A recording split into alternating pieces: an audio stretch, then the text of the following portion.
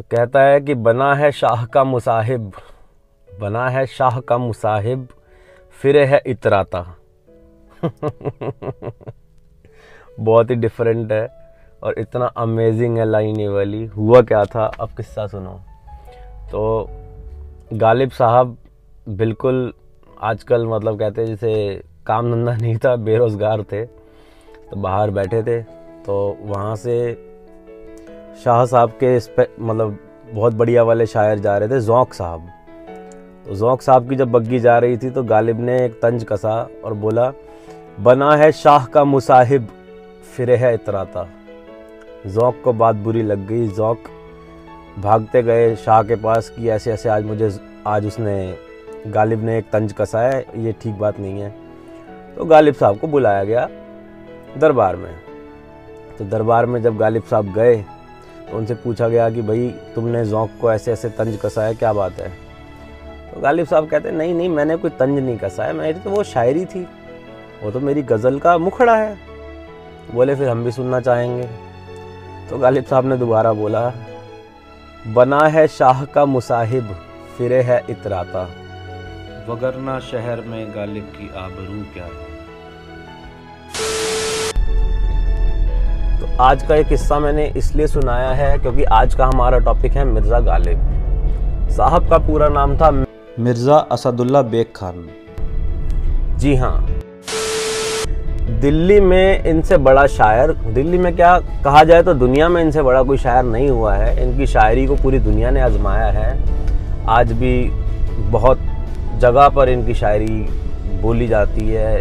कभी दिल टूटता है तो इनकी शायरी याद आती है, कभी कहीं मतलब अक्सर इनकी शायरी हमें पढ़ने को सुनने को मिल जाती है। तो किस्सा क्या हुआ, उस मुशायरे में जब इन्होंने वो वाली बात सुनाई, अपनी शायरी के पहले 2 लाइन सुनाई, तो उन्होंने कहा वाह वाह, अगर मुखड़ा इतना बढ़िया है तो आगे की शायरी कितनी बढ़िया होगी, तो हम पूरी गज़ल सुनना चाहते हैं। तो इन्होंने कहा ठीक है मैं सुनाता हूँ।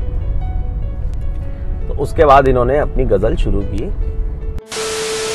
वो गज़ल कुछ यूं थी कि हर एक बात पे कहते हो कि तू क्या है, हर एक बात पे कहते हो कि तू क्या है, तुम ही कहो ये अंदाज़ गुफ्तगू क्या है।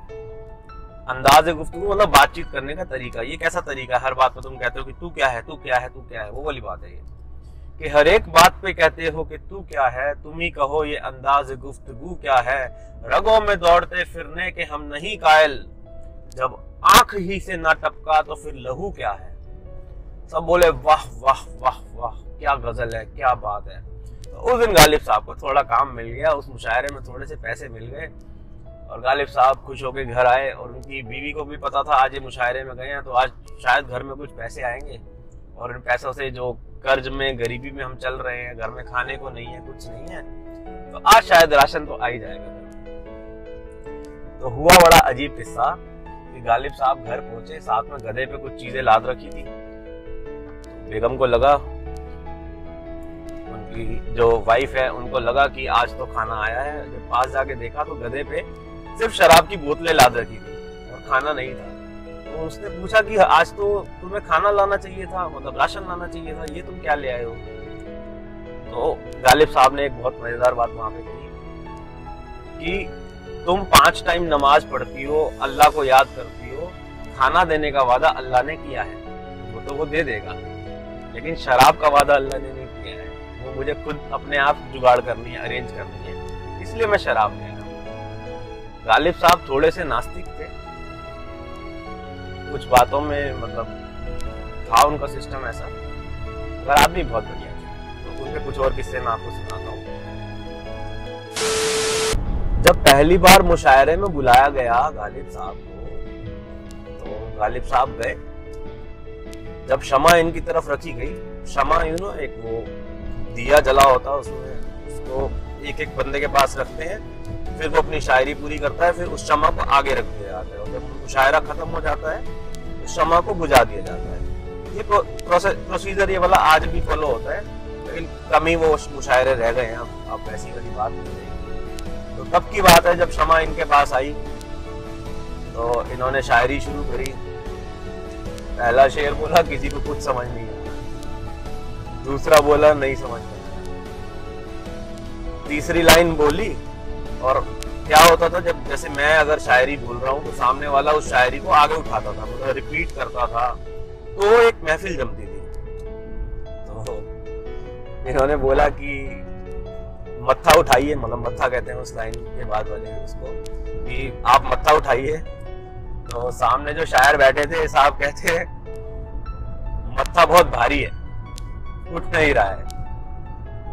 तो इनको गुस्सा आ गया कि कैसी बात हुई, तो ये मुशायरे से खड़े हो गए, बोले मैं जा रहा हूँ। तो शाह साहब पूछते कि क्या हुआ, बोला मत्था इतना भारी है, ये कह रहे हैं इनको कुली बुलाना पड़ेगा, लगता है इनको कुली मिला नहीं, इसलिए मैं जा रहा हूँ। तो ये कह के आ गए।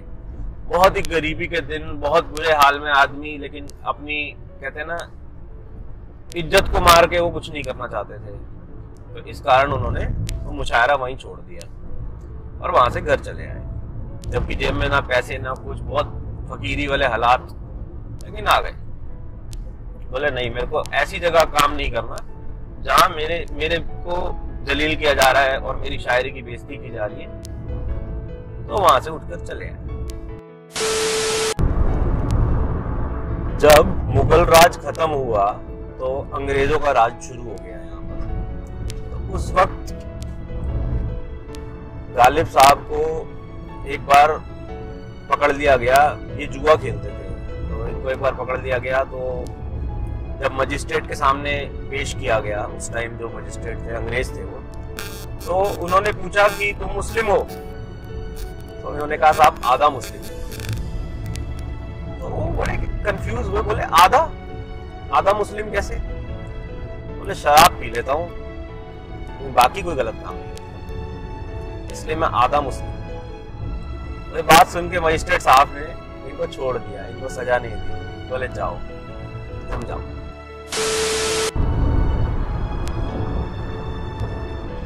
गालिब के एक मित्र उनकी सारी शायरी उनसे ले गए और बोले कि मैं इसको पब्लिश करा दूंगा, मैं इसको प्रिंट करा दूंगा।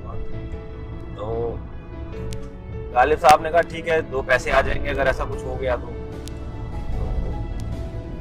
कुछ दिन बीते तो एक भीख मांगने वाला भिखारी जो है वो गालिब साहब की शायरी गा के भीख मांग रहा था, तो रोड पे जा रहा था और गाते हुए जा रहा था।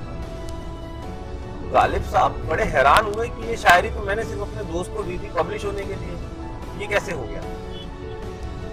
बड़े हैरान हुए, उनको बड़ा गुस्सा आया। बोले आज तो मैं अपने दोस्त से जाके मिलके कहूंगा, तेरे को इसलिए कोई ना मैंने अपनी शायरी दी थी कि तू ऐसे लीक कर दे, उसे बांट दे ऐसे। वो पहुंचे, जब पहुंचते हैं तो देखते हैं कि उसके दोस्त की जहाँ पब्लिकेशन थी उसके ठीक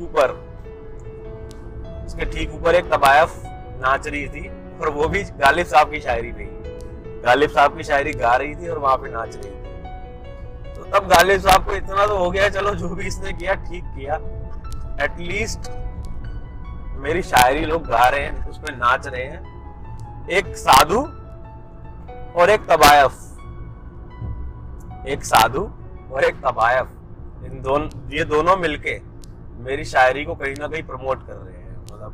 तो उनको ये बहुत अच्छी बात लगी, इसलिए उन्होंने अपने दोस्त से कुछ नहीं कहा और वो वापस आ गए और खुश हो गए कि हाँ चलो मेरी शायरी चल रही है कहीं। तो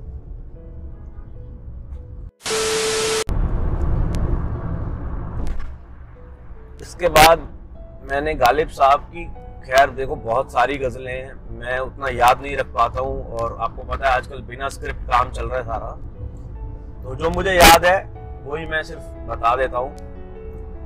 एक इनकी शायरी थी,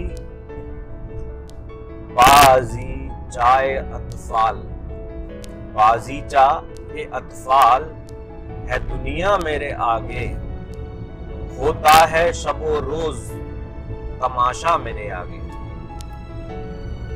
और अंत में मैं सिर्फ इस वीडियो को यहाँ समाप्त करने से पहले एक बात कहना चाहूंगा कि हुई मुद्दत के गालिब मर गया, हुई मुद्दत गालिब मर गया, पर याद आता है, हुई मुद्दत के गालिब मर गया पर याद आता है, वो हर एक बात पे कहना कि यूं होता तो क्या होता, यूं होता तो क्या होता। बहुत बहुत शुक्रिया दोस्तों मेरा वीडियो यहाँ पे देखने के लिए। मैं हूँ आपका दोस्त नवदीप। आप मुझे इंस्टाग्राम पे भी फॉलो कर सकते हैं, आप मुझे फेसबुक पे भी फॉलो कर सकते हैं। आप मेरे वीडियो को ज़्यादा से ज़्यादा कमेंट करें, शेयर करें। मैं ऐसी कुछ कहानियाँ किससे और लेकर आऊँगा और मैं कोशिश करूँगा वीडियो कहीं बैठ के बनाऊँ आराम से। मैं अक्सर वीडियो गाड़ी में ही बनाता हूँ क्योंकि मुझे शांति यहाँ मिलती है, बट मैं कोशिश करूँगा बहुत जल्दी कि वही सेटअप बनाने की जहाँ मैं वीडियोस बना पाऊँ और एक कैमरा खरीद पाऊँ जल्दी। आजकल फ़ोन से काम चला रहे हैं तो फ़ोन भी बहुत थक चुका है ये। तो मिलते हैं ऐसे ही किसी अगले वीडियो में, तब तक के लिए